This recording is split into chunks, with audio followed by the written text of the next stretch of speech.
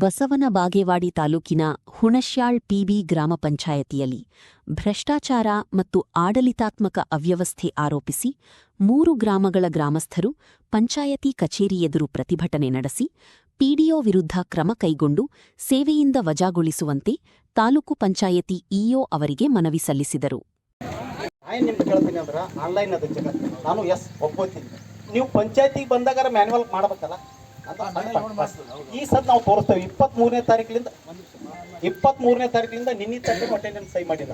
ಈ ಎಂಡದಿಂದ ಒಂದಿನಾನು ಪಂಚಾಯತಿಗೆ ಬಂದಿಲ್ಲ ಅಧಿಕಾರಿಗಳು. ನಾನು ನಿಮ್ಮದು ಪ್ರಶ್ನೆ ಮಾಡ್ತೀನಿ. ಯಾಕಂದ್ರೆ ನೋಡಿ CIC ಬಹಳ ಗೊತ್ತಾ, ಇವರು 24,82,000 ನೀವು ನಿವೃತ್ತಿ ಆಗುದು ನಿಮಗೆ ಗೊತ್ತಿತ್ತಿಲ್ಲ. ನಮ್ಮ ಪಂಚಾಯತಿ ನೀವು ನೋಡೋಲ್ಲ ಅಧಿಕಾರಿಯಾಗಿ 5-6 ತಿಂಗಳಾಗಿತ್ತು. ಇಷ್ಟು ದಿನ ನೀವು ಏನ್ ಮಾಡಕತ್ತಿದ್ರಿ? ನೀವು ಅನ್ಕೊಂಡಿದ್ದೀರಾ ಇಲ್ಲಿ ಪಂಚಾಯತಿ ಒಳಗ? ನಿನ್ನೆ ದಿನ ಯಾಕೆ ತೆಗೆದ್ರಿ ನೀವು ರೊಕ್ಕ?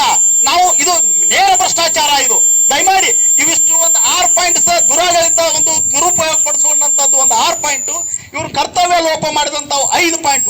ಈ 11 ಪಾಯಿಂಟ್ಗೆ ನಾವು ಎಲ್ಲಿ ಬೇಕಾದ್ರೆ ನೀವು ಉತ್ತರ ಕೊಡ್ತೇವೆ, ಎಲ್ಲಿ ಬೇಕಾದ್ರೆ ನೀವು ಚರ್ಚೆ ಮಾಡ್ತೇವೆ. ನೀವು ಯಾರು ಬೇಕಾದವರು ಬರ್ಬೋದು, ಮೇಲಾಧಿಕಾರಿಗಳು. ಈ ಪಂಚಾಯತಿ ಅಧಿಕಾರಿಗಳ ಜೊತೆ ನಾವು ಉತ್ತರ ಕೊಡಕ್ ಆಗುದಿಲ್ಲ. ಈ ಪಾಯಿಂಟ್ ಇನ್ನು ನಮ್ಮ ಇಷ್ಟೆಲ್ಲ ಹುಣಸಾಳ ಪಿಬಿ ಗ್ರಾಮ ಪಂಚಾಯತಿಯ ಸಂಘ ಕರ್ಮಂಟಾಳ ಮತ್ತ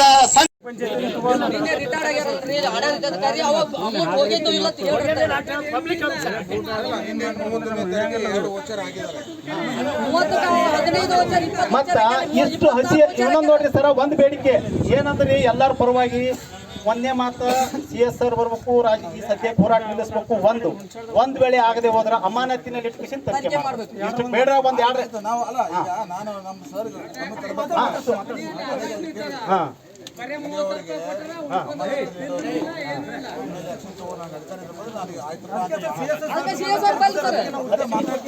ದಿನ ಹೋಗೋದ ಹೋರಾಟ ಮಾಡ್ತೀವಿ.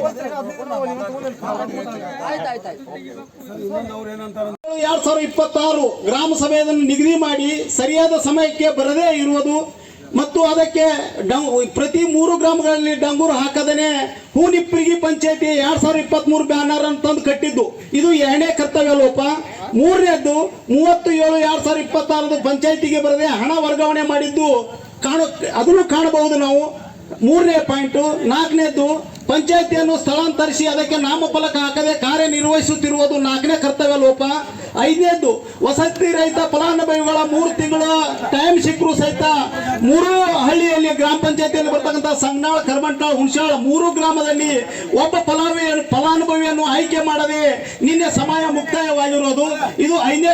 ಯಾರಾದ್ರೂ ಉನ್ನತ ಅಧಿಕಾರಿಗಳು ಬಂದ್ರೆ ನೀವು ಜಡ್ಜ್ ಮಾಡ್ರಿ, ಅವ್ರನ್ನ ಆ ಕಡೆ ನಿಂದ್ರಿಸ್ರಿ, ನಮ್ಮನ್ನ ಈ ಕಡೆ ನಿಂದ್ರಿಸ್ರಿ. ಇವು 5 ಕರ್ತವ್ಯ ಲೋಪಗಳಿಗೆ ನಾವೆಲ್ಲ ಆಧಾರಗಳು ಕೊಡ್ತೇವೆ ನಿಮಗೆ ಅಂತ ಹೇಳಿ ನಾವು ಹೇಳಕ್ಕೆ ಬಯಸ್ತೀನಿ. ಏನೇನು ಮಾಡ್ಯಾರಪ್ಪ? ಕ್ರಿಯಾ ಯೋಜನೆ ಇಲ್ಲದೆ ಪಂಚಾಯತಿ ಕಟ್ಟಡ ಮಾಡುತ್ತಿರುವುದು. ಜಸ್ಟ್ ನಮ್ಮ ಮೇಲಾಧಿಕಾರಿಗಳ ಪ್ರಶ್ನೆ ಇದು.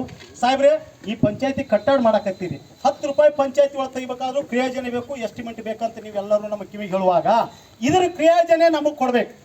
ಒಂದು ಕ್ರಿಯಾಜನೆ ಇಲ್ಲಾರ್ದೆ ಇದ್ರೆ ಆಗಿಂದಾಗ ಅದು ಮುಂದೆ ಹೇಳ್ತೀನಿ ಅದು ಏನು ಮಾಡ್ಬೇಕು. 1ನೇದ್ದು ದುರಾಡಳಿತ.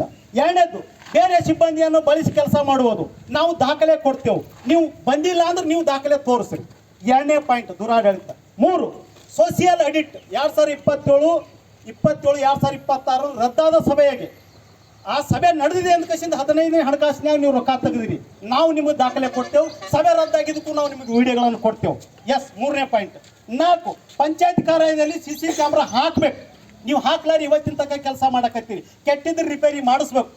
ಕೆಟ್ಟಿದ್ರೆ ನೀವು ಯಾರಿಗೆ ಕೊಟ್ಟಿರಿ ಅವ್ರ ಮೇಲೆ ದಾಖಲೆ ತರಬೇಕು. ಇದು 4ನೇ ಪಾಯಿಂಟ್. ಅಂದ್ರೆ ನಿಮ್ಮ ಅಹಂಕಾರ. 5 ಪ್ರಧಾನಮಂತ್ರಿ ವಸತಿ ಯೋಜನೆಯಲ್ಲಿ ಕರ್ನಾಟಕ ಸರ್ಕಾರ 200 ಮನೆಗಳ ಪಂಚಾಯತಿ ನಿಗದಿ ಮಾಡ್ಯಾದ. ಇವತ್ತಿನ ತನಕ ಫಲಾನುಭವಿಗಳನ್ನು ಆಯ್ಕೆ ಮಾಡಕ್ಕೆ ನೀವು ತಯಾರಿಲ್ಲ. ಇದು 5ನೇ ಪಾಯಿಂಟ್. ಇದು ನಿಮ್ಮ ದುರಾಡಳಿತ. 6ನೇ ಪಾಯಿಂಟ್ ಕೇಳ್ತೀನಿ. ಇದು ನೋಡಲ್ ಅಧಿಕಾರಿಗೆ ಮೇಡಮ್ 31/7/2026 ನೀವು ಸೇವೆಯಿಂದ ನಿವೃತ್ತಿ ಹೊಂದುತ್ತಿದ್ದೀರಿ. ಆದರೆ 37/2026 ಒಂದೇ ದಿನ 31/7/2026 ಕೊನೆಯ 2 ದಿನದಾಗ 24,82,000 ನೀವು ತೆಗೆದಿರಿ. ನಮಗೆ 12,42,000 ರಿಕಾರ್ಡ್ಸ್ ಆಲ್ರೆಡಿ ರೊಕ್ಕ ಜಮಾ ಆಗಿದ್ದು ಸಿಕ್ಕದ. ನಿನ್ನೆ ಸಂಜೆ ಕಳಿಸೆ ಮಾಡಿದ್ದು ರೊಕ್ಕ ಜಮಾ ಆಗ್ಯದಲ್ಲ ಏನೋ ನಮಗೆ ಕರೆಕ್ಟಾಗಿ ಮಾಹಿತಿ ಸಿಕ್ಕಿಲ್ಲ. ನಿಮ್ಮದು 24,82,000. ಮೇಡಮ್ ನೋಡಲ್ಲ ಅಧಿಕಾರಿ ಅವರೇ, 6 ತಿಂಗಳ ನಿಮಗೆ ದೇವರು ಅವಕಾಶ ಕೊಟ್ಟಿದ್ದ, ಹಿಂದಿನ ತಿಂಗಳದಾಗ ತಗೋಬೇಕಾಗಿತ್ತು. ಇದು ಭ್ರಷ್ಟಾಚಾರದ ಕೂಸನ್ಸ್ತಿರೋ ಏನಿಲ್ಲೋ, ಇದು ಇಷ್ಟು ದುರಾಡಳಿತ. ನೆಕ್ಸ್ಟ್